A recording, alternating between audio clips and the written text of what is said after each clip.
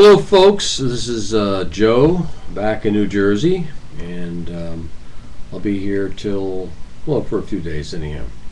A lot of things are happening. Our congressmen and our senators have headed home, and they are no doubt facing a gauntlet of people that are really upset.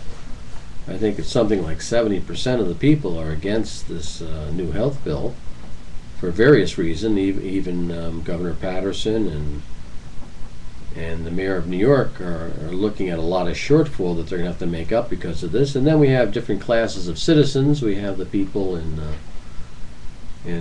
Nebraska that are going to be getting a special deal on their health insurance while the rest of us pay for it.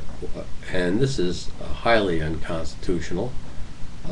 I want to touch somewhat on the this cap and trade crap and the Copenhagen Treaty, and I would like you to ask your congressmen and senators, why do we need a treaty? Why do we need an international treaty? The United States has always been taxing certain things which they deem as evil and giving that money to things they deem as good.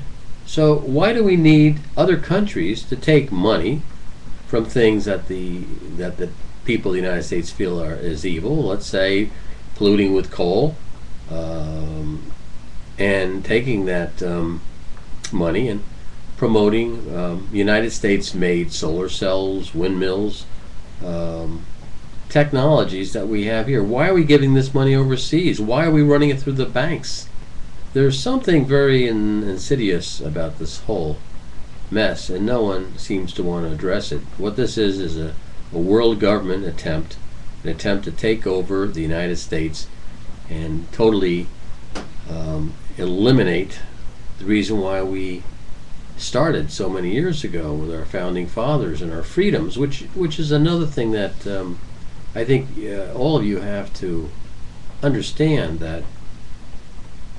that our freedoms are not given by Congressman Carney or Senator Specter or Senator Casey and the rest of the bums like Lautenberg and the like. And Lautenberg should know better because he did put his rump on the line, I guess, for the United States.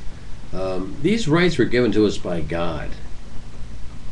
And this is what the founding fathers believed in. And despite the fact that the talking points of the of who knows what are that the founding fathers were atheists and agnostics and all that, but it's pretty hard to find anything to substantiate that. They were all God-fearing people, and they knew that for our republic to survive, that people would at least have to attempt to be somewhat moral. I mean, that's a tough thing to be totally moral. There's different degrees, I guess, of morality, but the attempt to try to be a good person, and the whole do unto others, and what do they say? What you do when no one's looking, I guess, is a true test of character. So if you notice that this whole concept of morality and right and wrong has been put down by this group of people who really are ultimately taking down this country. And I remember a guy who was dressed up like the shredded wheat man, the oatmeal man, and he came to our school and he talked about communists and atheism, and he said not all atheists are communists, but all communists are atheists. And I know a lot of nice people who profess to be atheists, and I'm probably somewhat agnostic. I think I'm a pretty good person, but the whole thing for the United States government to work, and it's not working now, is because we're in a level of decadence, a depravity. You can't even listen to the radio with your kids or your parents. At least I can't, and feel comfortable with all the various advertisements and a lot of crap on the various radios and TVs. It's garbage, and they have gotten our sights off what's important. We're worrying about football games and soccer games and baseball games and basketball games and all this crap. I mean, God bless these people. They're good at what they do, but it really has nothing to do with permanent jobs that do anything. It's just a diversion in that we have the whole country coming unglued, and these sportscasters are just trying to divert our attention from the fact that we've been sold out by our government. All these sportscasters, when you think of it, what contribution do they make? I mean, I was into AJ Foyt and Pete Rose and all that, and real men's men or whatever the heck it is. But the fact of the matter is, all this stuff, all these controversies about Tiger Woods and all that. I mean, the government loves Tiger Woods. He generates a lot of tax revenue for them. I mean, they want to make all the money he can make. So, getting back to the whole thrust of this thing, I've been thinking about how we're being played like a Stradivarius by both the Republicans and the Democrats. We need to clean house. There are a few good Republicans and very few good Democrats who actually stand for something. But most of them have been bought and paid for, and they're playing good cop, bad cop with us. I mean, it's quite obvious. I'm 61, I guess. And George Bush taught me a real good lesson. That SOB. If there is a hell, he belongs in it, I think. He sold out our borders, and he's not saying a damn thing about this unconstitutional health care bill. And when they started using an eminent domain to take houses, he was talking about changing the Constitution and all that, and passing bills, and nothing happened because they're all part of it. Old George Bush, him and his father were all part of the world government. Clinton, the whole bunch of them. And anybody who really thinks that these people aren't all bought and paid for. Look at this open government that Obama was supposed to have, and he just told you what you wanted to hear, and he's still lying to you. I love you, baby, right?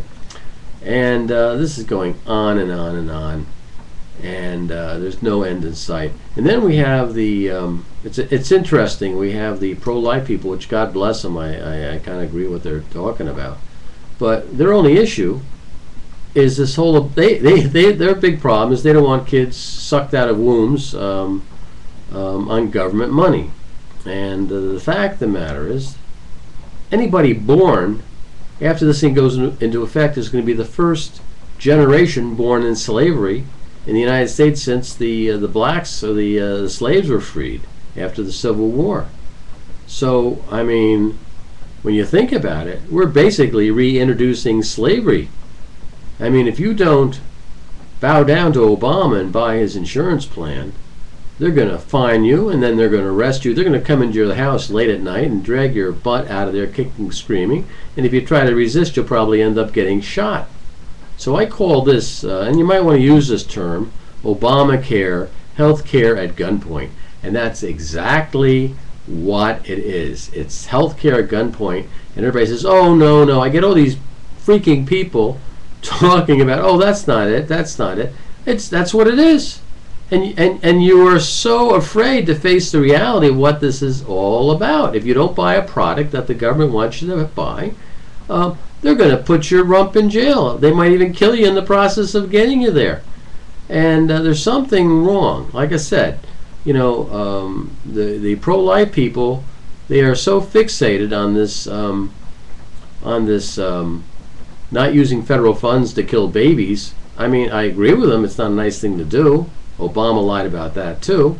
Obama lies about a lot of things. Obama lied about that fact that he said he was against mandatory health insurance, and now I'm going to be facing a barrel of a gun someday. And but the pro-life people have to look down the road a little further than this.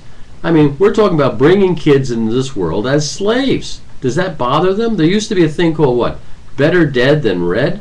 Well, let me tell you, they better start worrying about this mandatory health insurance as being an affront to any child, because there's no sense being born if you're going to become a slave.